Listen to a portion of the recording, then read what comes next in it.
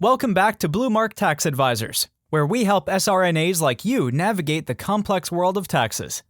As you focus on your studies, we want to help you stay on top of your financial goals.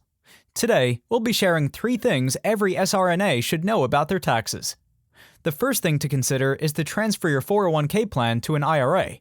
You could also transfer a 403b plan, but it depends on whether you work for a hospital or a for-profit company. You want to transfer your plan because you will pay an additional 10% tax if you take funds directly from a 401k or 403b plan, even if you use them for education expenses. For example, if you take $20,000 out of your retirement plan to pay for education expenses, you're going to pay an additional $2,000 penalty. If you transfer those funds to an IRA, there is no penalty for qualified education expenses. So if you ever intend to use any part of your old retirement plans for education expenses, make sure you transfer those funds to an IRA first. The second reason why you want to transfer your old retirement plans to an IRA is the automatic 20% federal tax withholding requirement. When you take funds from a 401k or 403b plan, the IRS requires that 20% is automatically withheld for federal taxes. It doesn't mean that your tax liability is 20%. It just means that it automatically takes 20% off the top when the funds come from a 401k plan or a 403b plan.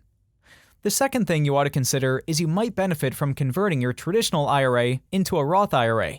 But how do you do that? The first step is transferring old retirement plans to a traditional IRA. Then you'll work with your tax advisor to convert those funds to a Roth IRA.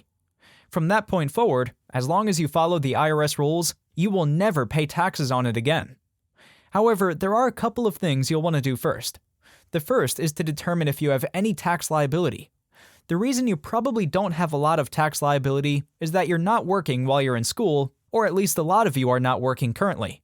Another thing to consider when doing the calculations is education credits or other education benefits. The lifetime learning credit and the tuition and fees deduction are 2 valuable educational tax benefits. So make sure that you understand if you have any tax liability before converting a traditional IRA into a Roth IRA. The third thing to consider is to see if you can help with someone else's tax return this year. While you're not working and do not have any income, you might be able to be claimed on someone else's income tax return.